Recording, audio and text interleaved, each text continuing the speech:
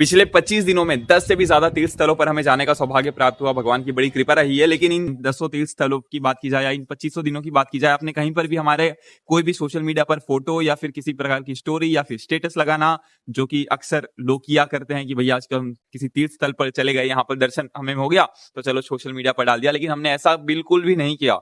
अगर आपने हमें फॉलो किया होगा तो आप ये भली भांति बात जानते होंगे। इसी के हम मूल कारण में, इसी के हम तत्व ज्ञान में आज जाने की कोशिश करेंगे कि ऐसा क्यों है। आखिर क्या होता है जब आप किसी भी ऐसे तीर्थ स्थलों पर कैमरा का यूज कर रहे हैं या फिर वहां का फोटो निकाल रहे हैं, उससे भी बड़ी बात फोटो निकाल करके सोशल मीडिया पर डाल रहे हैं, वो भी तत्कालिक रूप से। देखिए क्या होता है कि जब भी हम ऐसे तीर्थ स्थलों पर जा रहे हैं ना, तो वहां की जो ऊर्जा है बहुत ही ज्यादा हमें ऊर्ध्वगामी या फिर कहीं ऊपर उठाने वाली। अब जानते हैं मन का स्वभाव कैसा है। मन का स्वभाव हमेशा ही ऐसा रहा है कि वो आपको नीचे की ओर लेके जाएगा, गंदी बातों में, गंदी आदतों में, गंदे आचरणों में, या कला कला का युग चल रहा है, कलयुग चल रहा है, उसी में आपको लेकर के जाएगा, गंदी बातों में। मन को आपने छोड़ दिया तो। लेकिन जैसे हम तीर्थ स्थलों पर जाते हैं, जैसे हम तीर्थ याटन पर निकलते हैं, तो वहां की जो ऊर्जाएं रहती है वो बहुत ही ज्यादा आपको ऊपर उठाने वाली रहती है। यानी मन को स्वाभाविक रूप से वो मन आपका ऊपर खींचते चल जाएगा, यानी परमात्मा के पास, परमानंद के पास, परम शांति के पास, अनंत सुख के पास, या फिर जो भी आप उसको नाम देना चाहें, भगवान, जो भी दिव्य ऊर्जा, तो वो आप समझ सकते हैं। उस शक्ति की ओर वो बढ़ना प्रारंभ करना शुरू कर देता है जब हम तीर्थयाटन पर जाते हैं। लेकिन क्या होता है कि क्योंकि हमारे पास में फोन है, आप जानते हैं फोन है तो इसका स्वभाव कैसा है, हमेशा ही हमें चंचल रखेगा। जैसे हमने कहीं पर कुछ देख लिया, हमारा दर्शन हो गया, फोटो क्लिक किए, स्टोरी डाला, स्टेटस डाला, अब हमारी जो चेतना है वो खंडन हो गई। क्योंकि हमारी चेतना कहाँ लग गई? उस स्टोरी के ऊपर, उस स्टेटस के ऊपर, कि कैसे मैं इसको बेस्ट कर सकता हूँ, कैसे और अच्छा कर सकता हूँ, किसने देख लिया, बार बार नोटिफिकेशन आना, किसने लाइक कर लिया, या फिर कौन से कमेंट आ गए, कहाँ पर पोस्ट कर दूं, कौन सा स्नैप भेज दूं, है ना। बहुत सारी बातें हैं, बहुत सारी हमारे दिमाग में, मतलब जो चेतनाएं हैं वो आने लग जाएंगी। यानी हमारी ऊर्जा तो लिमिटेड है ना। हम एक साथ बहुत सारा तो आप नहीं सोच सकते। एक साथ कितनी बातें आप सोचते होंगे? एक साथ 1 लाख, 2 लाख, 30 लाख बातें तो नहीं सोच पाएंगे। कुछ तो लिमिट है। और उस पूरे लिमिट में हमें, उस पूरे लिमिट को किससे कैप्चर करना होता है? भगवान से। क्योंकि हम तीर्थयाटन पर आए तभी तो हमें उसका ज्यादा से ज्यादा लाभ हो पाएगा। लेकिन क्योंकि हम ऐसा नहीं करते, सारी ऊर्जा, सारी चेतना जो भी हमारी है वो सब चली जाती है नश्वर।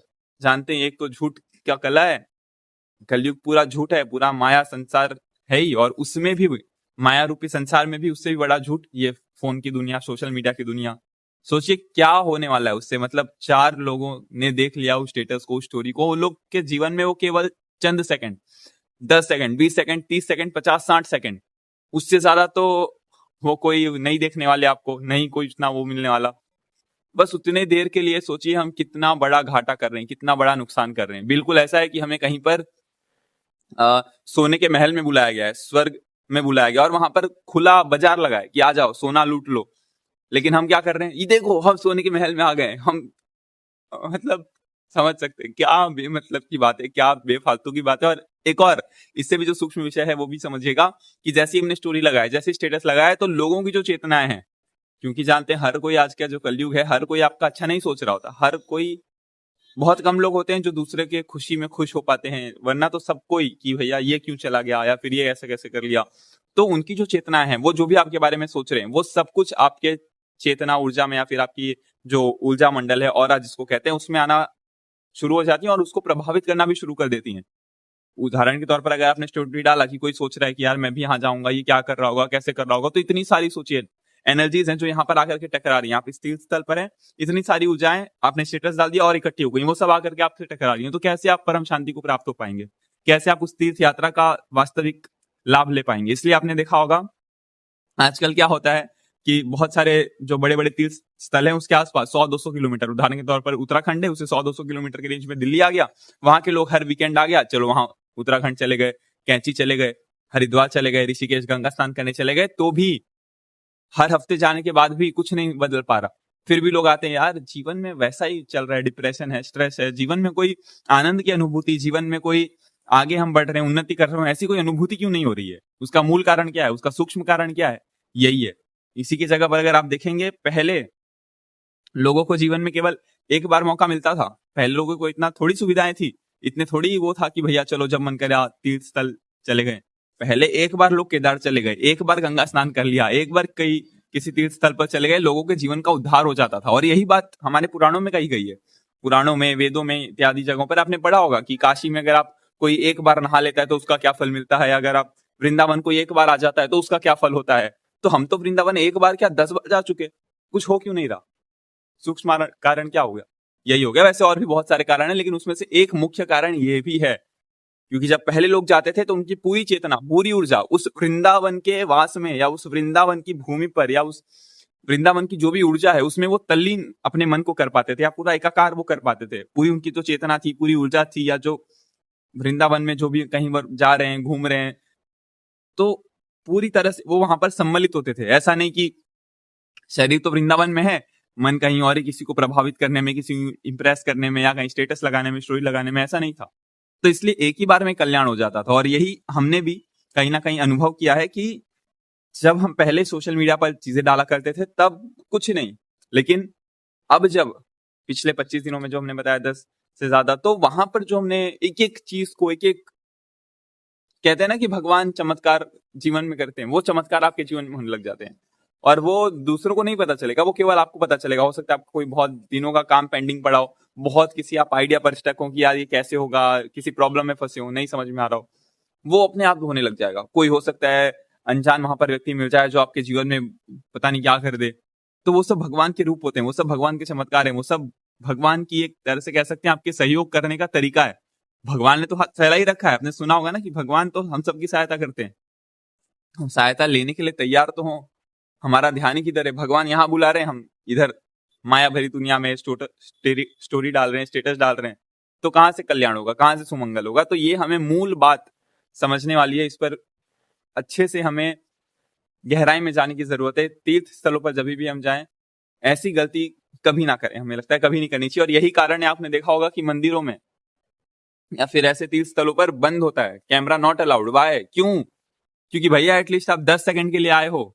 सोचिए ना कितनी भीड़ में 10-10 घंटे, 15-15 घंटे लग करके हम लाइन में आते हैं, और वहां पर 1 मिनट तो बहुत ज्यादा हो गया, 30-40 सेकंड का वो दर्शन का वो होता है। और उस 10-20-30-40 सेकंड अगर आपने ध्यान से वहां पर दे दिया होगा, और आप अपने एक्सपीरियंसेस बताइएगा, अनुभव बताइएगा कमेंट सेक्शन में क्या रहे हैं, उस 30-40 सेकंड में क्या होता है, उस परम ऊर्जा को आप महसूस कर पाते होंगे, अनुभव कर पाते होंगे। और वही सोचिए, अगर 30-40 सेकंड बोल दिया जाए कि चलो मंदिर मोबाइल ले जाना अलाउड है, तो 30-40 सेकंड में हम क्या करेंगे? टक टक टक टक करते रहेंगे, स्नैप भेजते रहेंगे, स्टोरी लगाते रहेंगे, फिर इससे कल्याण नहीं हो पाएगा। फिर अगली बार फिर तीर्थ यात्रा करने आएंगे, फिर वही गलती। तो इसीलिए यहाँ पर ये मना की जाती है बात कि क्यों फोन आप मंदिर में ना लेकर के जाएं, क्यों मंदिर में नॉट अलाउड होता है कैमरा, फोन, ये सारी चीजें टेक्नोलॉजी की। उसका मूल कारण, सूक्ष्म कारण यही है। और आप समझिए, ये तो हमारे अनुभव की बात हम बता रहे हैं, लेकिन अगर हम शास्त्रीय सिद्धांत को भी अगर हम पकड़ें, शास्त्र भी क्या कहता है कि अगर आप किसी तीर्थ याटन पर जा रहे हो, कोई अपना भजन कर रहे हो, कोई साधना कर रहे हो, तो उसे जितना ज्यादा आप गुप्त रखेंगे ना, उतना ज्यादा वो बढ़ता है। तो ये जितने भी हम लोग ऐसा गलती कर देते हैं कि यार हम तीर्थ याटन आ गए, पूरे गांव में फैला दिया, तो उससे हमारी जो पुण्य होता है, या जो हमें जो भी उसका लाभ हुआ रहता है तीर्थ जाने का, वो सब कहीं ना कहीं नष्ट होना शुरू हो जाता है, कहीं ना कहीं खत्म होना शुरू हो जाता है। इसको आप ऐसे भी देख सकते हैं, जैसे कहा भी जाता है आधुनिक हमारे जीवन में, या फिर कह लीजिए सामान्य समाज में, कि अगर आप अपना प्रेम है बहुत गहरा, आपको किसी से प्रेम हो गया है, और यदि आप उसको पब्लिक करना शुरू कर दें, अपने प्रेम के बारे में बताना शुरू कर दें, तो वो नहीं मजा रहेगा, उस पर लोग तरह तरह की बातें करेंगे। फिर आपका आगे चल करके ऐसा होगा, आपस में जो प्रेम संबंध, इतना गहरा संबंध जो था, वही खराब होना शुरू हो जाएगा। यानी जितना ज्यादा रिश्ता गहरा गुप्त रहता है, उतना ज्यादा वो गहरा होता चला जाता है, उतना ज्यादा वो पवित्रता उसकी बनी रहती है।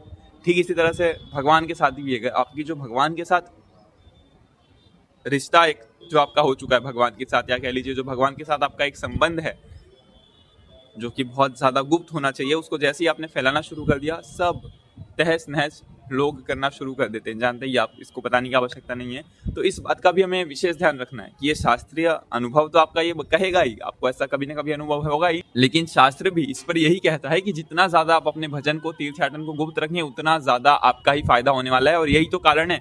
आप देखिए ना, आपने मान लीजिए 100 तीर्थ स्थलों पर आप चले गए, 100 के 100 फोटो डाल दिए, 100 के 100 आपने हर जगह पब्लिक कर दिया कि भाई मैं यहाँ गया, वहां गया, सब जगह का फोटो स्टेटस डाल दिया, और उस 100वें तीर्थ स्थल के बाद आपकी क्या स्थिति होगी, इसको एक बार आप थोड़ा सा सोच करके इमेजिन करने की कोशिश करिए। वहीं पर ऐसा दूसरा इंसान है जो 100 तीर्थ स्थलों पर जाता है, लेकिन कहीं की भी फोटो नहीं डालता है, उल्टा जो जाता है तो वहां की जो दिव्य ऊर्जा है, या जो वहाँ की दिव्य शक्तियां हैं, उसको अनुभव करने की कोशिश करता है। वहां पर भगवान उससे क्या कहना चाह रहे हैं, अपनी जो साधना है उसको बढ़ाने की कोशिश करता है, और वो ऐसा 100 तीर्थ स्थलों पर करता है। तो वो आखिर में जाकर के, अंत में जाकर के कहाँ होगा और आप कहाँ होंगे, दोनों की स्थिति आप एक बार कंपेयर करिए। बट ऑब्वियसली ये वाला जो इंसान है वो आगे होगा, क्योंकि उसने उसको गुप्त रखा, उसने वहां पर जाकर के उसको जिया। उसने सिर्फ तीर्थयाटन नहीं किया, बल्कि तीर्थयाटन में उसने अपनी आत्मा को समर्पित कर दिया, उसने अपनी पूरी चेतना वहां पर समर्पित कर दी। यही तो कारण है कि हम इतना भी सोशल मीडिया पर डाल लेते हैं, लेकिन फिर भी हमसे जो अच्छे अच्छे लोग हैं, अच्छे अच्छे साधक हैं, अच्छे अच्छे संत हैं, साधु हैं, महात्मा हैं, वो सब ऊपर हैं। क्यों? क्योंकि उन्होंने कभी भी नहीं किया ये सब काम जो हम कर रहे हैं। इसे साफ बात प्रमाणित पता चलती है कि ऐसा करना बहुत ज़्यादा अनुचित है, बहुत ज़्यादा आपका मंगल तो करने वाला नहीं है, ना ही कल्याण करने वाला है। इससे कुछ आपका लाभ नहीं होने वाला है, नुकसान हो जाएगा, लाभ कुछ नहीं होगा। लाभ ही केवल इतना हो जाएगा, वही 4 लोग देख लेंगे 10-15 सेकंड के लिए, 30-40 सेकंड के लिए, आपकी थोड़ी सी, आपकी बस क्षण भर के लिए चेतना उनके दिमाग में जाएगी कि अच्छा ये यहाँ गया है। उसके बाद तो वो भी अपने जीवन में परेशान है, वो किसी अगला का स्टेटस देखना है उनको। ऐसा थोड़ी कि आपका स्टेटस देख लिया तो भैया एकदम लगे हुए हैं उसमें, देख रहे हैं कि अरे वाह ये इंसान, मेरा दोस्त यहाँ पर गया है, साइड में, फिर अगला स्टेटस, फिर साइड में, फिर साइड में। तो ये 30-40 सेकंड के लिए किसी को दिखाने के लिए इतनी मेहनत क्यों करना?